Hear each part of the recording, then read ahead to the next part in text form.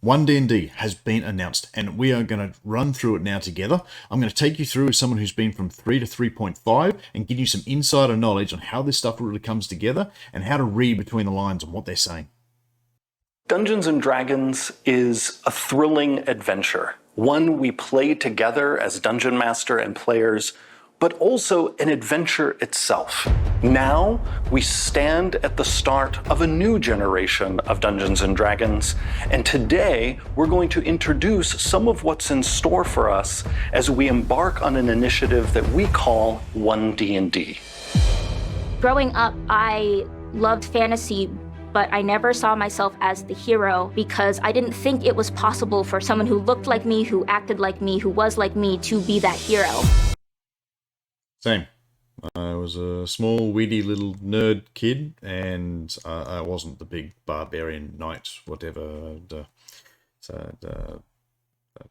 I know what that was like, and fantasy was a great escape.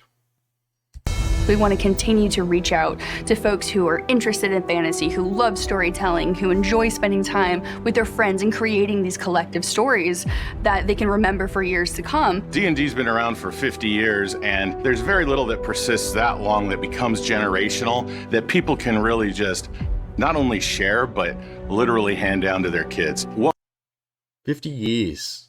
I'm 40. Doctor Who's like 50. Wow, that's a lot. And handing down to my kids, yeah. Like I play D&D with my daughter, and we have family D&D night with my wife, my daughter, and I. And my daughter's 7, and we enjoy playing D&D together. It's a wonderful thing to do.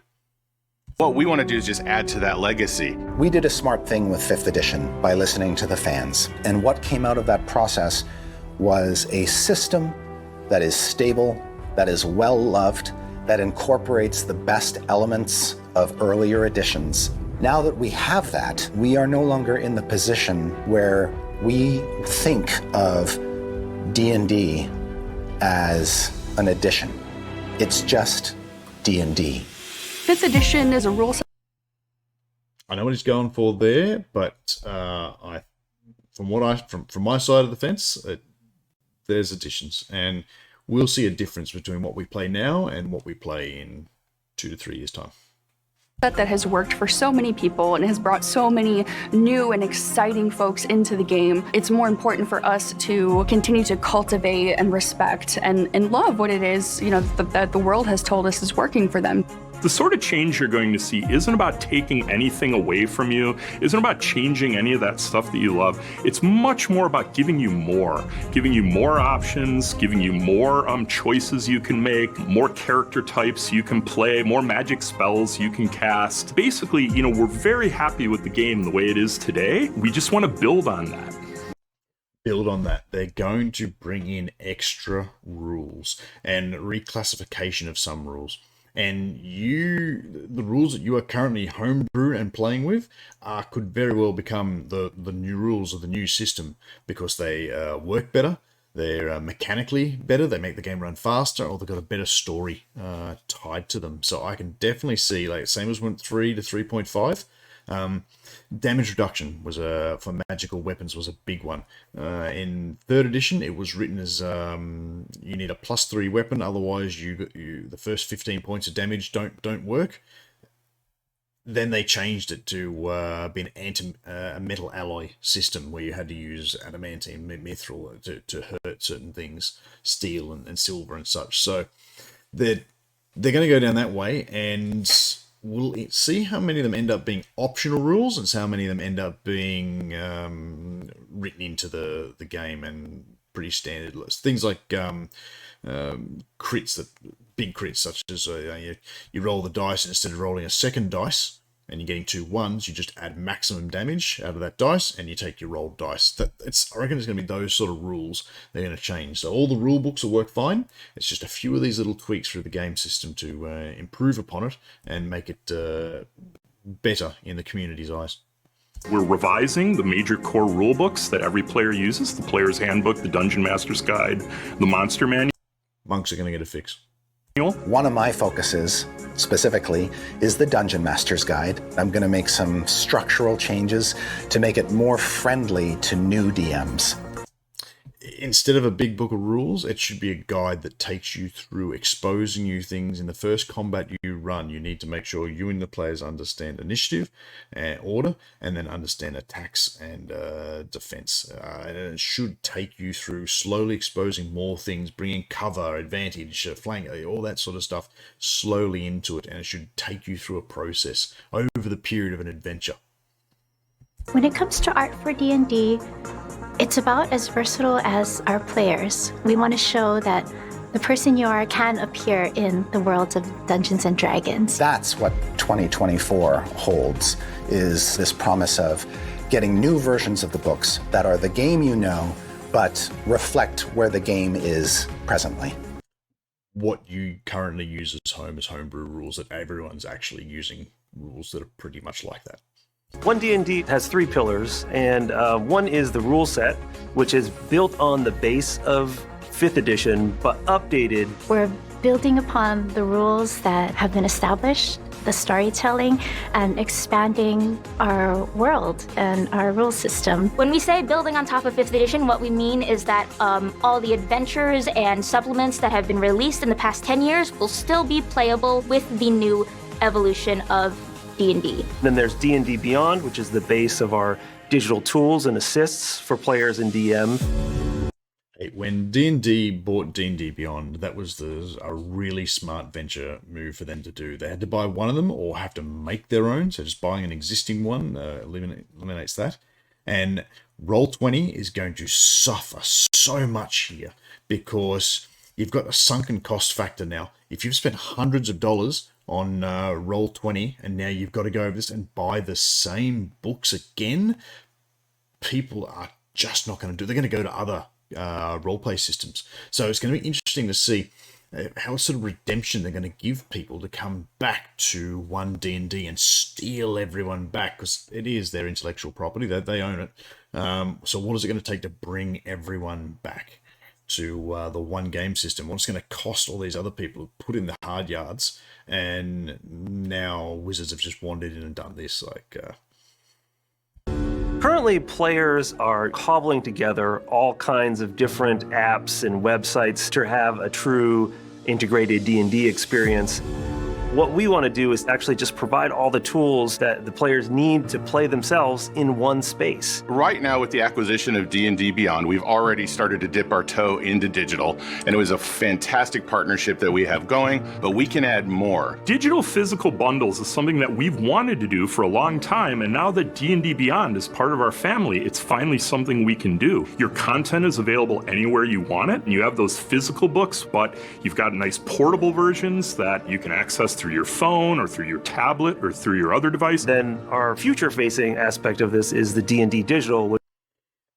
How they get it so that you can have a hard and a soft copy of this stuff is going to be really interesting, because if I walk into a brick and mortar store at my local game shop and buy this book, how do I get my copy? Do I scan the barcode? They're all the exact same in every book, so that won't work. How it stops me from going into a shop and scanning that with my phone and registering the book that then someone buys, as I've already taken the soft copy access. You're going to have to put sealable bits where you tear away and expose the center, and if that's been torn out, then someone's already taken the soft copy.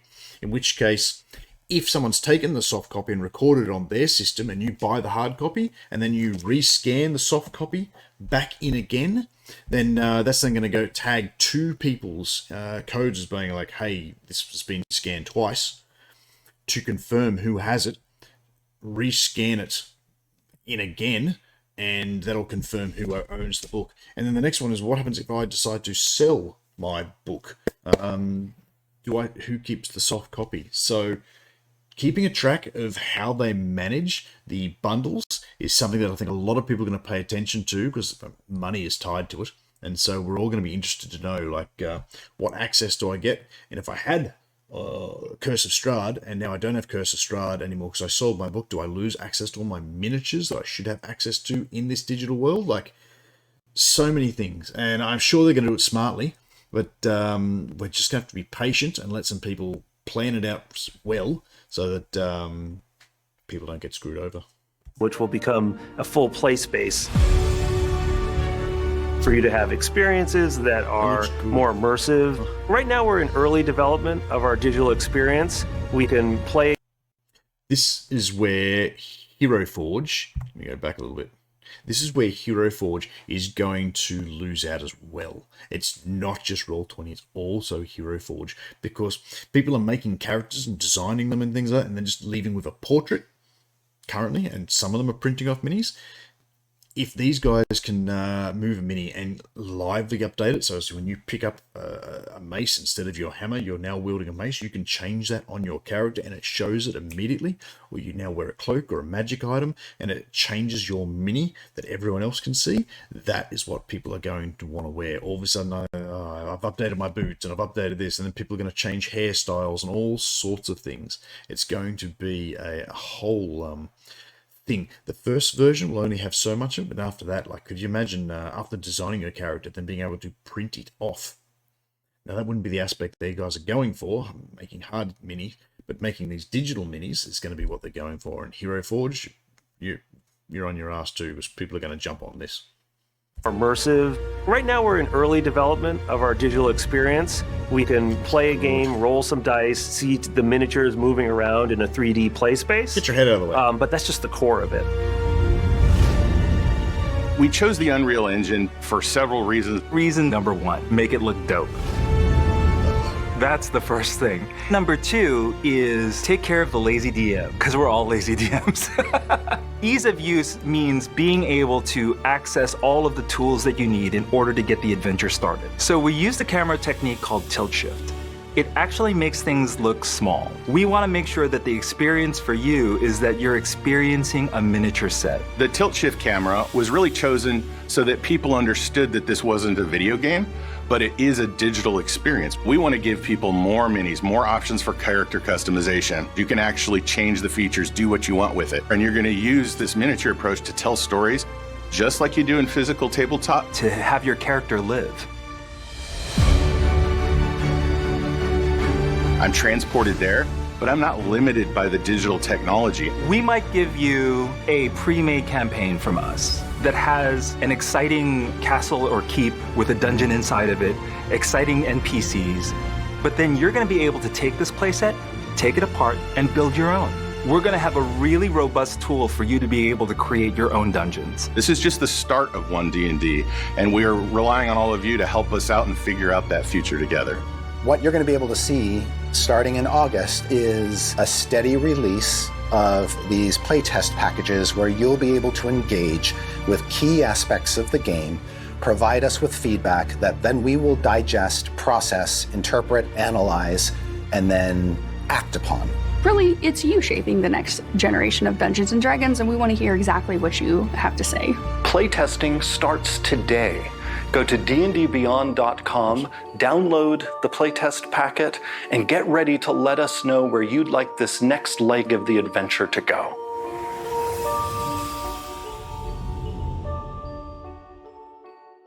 So what next? So what we're going to have to do is you're going to have to jump on and give some feedback as to the rules and things that you're doing in your game that make it better.